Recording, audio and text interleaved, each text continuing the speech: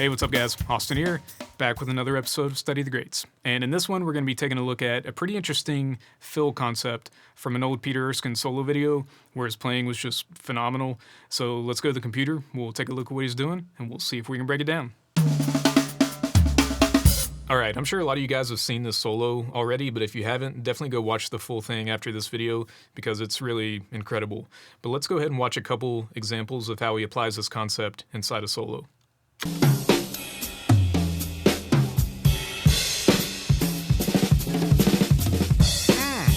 One more time.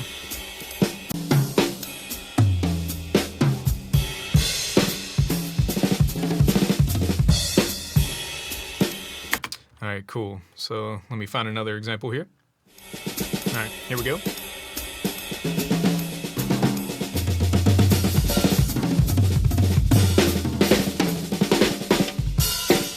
Okay. And then he also applies it just with the hands without any kicks. So let me find that. All right, here we go.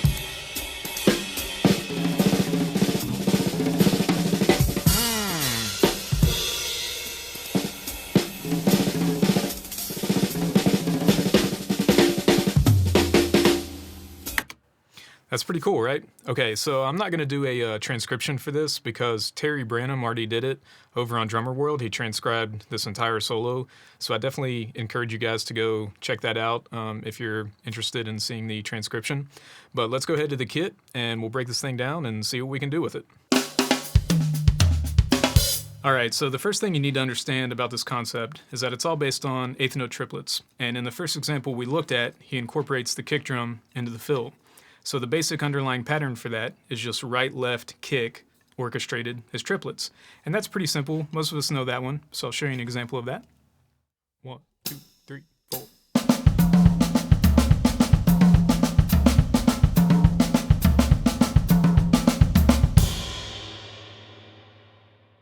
And then after that, we just have to double up on the hands, and we pretty much have it.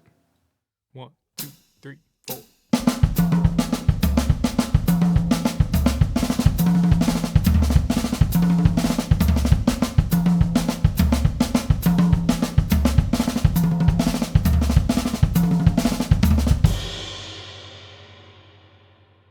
Okay, so the easiest way to apply this in context is to just start with the fill on the 1, play it for 1 full measure, and then just resolve on the next one.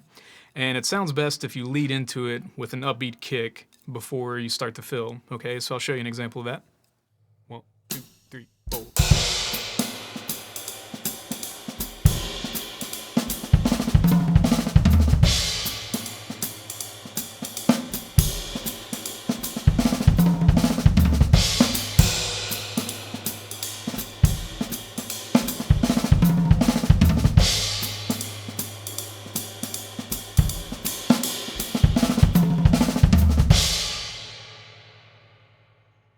All right, something I just want to touch on real quick is the way that he tunes his kit because it's kind of important. So the snare drum and the rack toms are tuned up pretty high like a jazz kit, and that makes them a lot more responsive to those double strokes. If you play like a rock kit and everything's real low and gushy, it's going to make it really hard to pull out those double strokes and it's not going to sound very good. So just be aware of that, and if you guys try this concept out, tune up your kit like a jazz kit, and that's going to make everything sound a lot better. Now another way he applies this is to just play double strokes with the hands only, and this can be a little bit tricky because you have to be able to play double strokes over triplets. And if you've never tried that before, it can be a little bit awkward. So the best way to get into that, if you've never done it before, is to just play hand-to-hand triplets and then just double them up. 1, 2, 3, 4.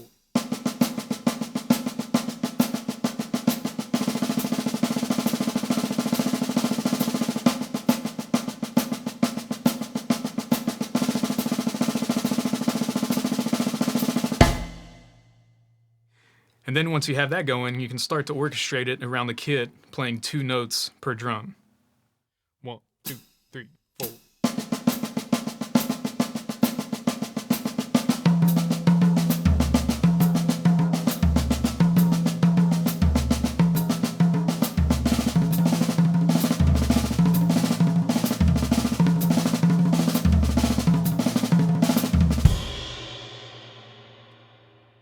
Now the way he gets into this fill is he plays an accented snare on the last upbeat of the bar, and then starts the roll on the middle triplet of the first beat of the next bar. Okay, so I'll show you an example of that.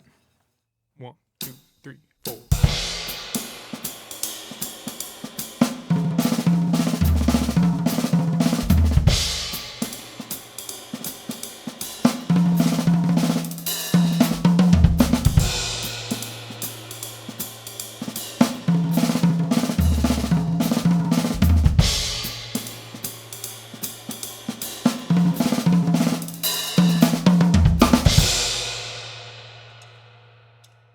So that sounds pretty cool, right? It kind of has that flowing, polyrhythmic kind of feel. So now if we take that one, combine it with the first one, then we can just kind of use them wherever we want. 1, 2, 1, 2.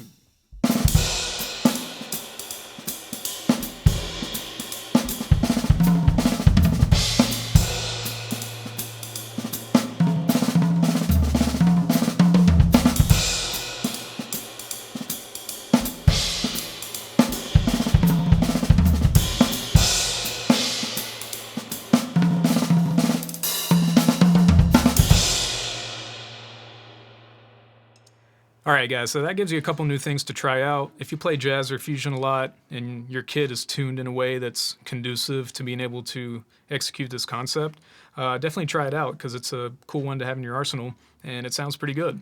So I'll leave you guys with that. Thanks for watching. Go ahead and subscribe to the channel and I'll see you in the next one. Take care.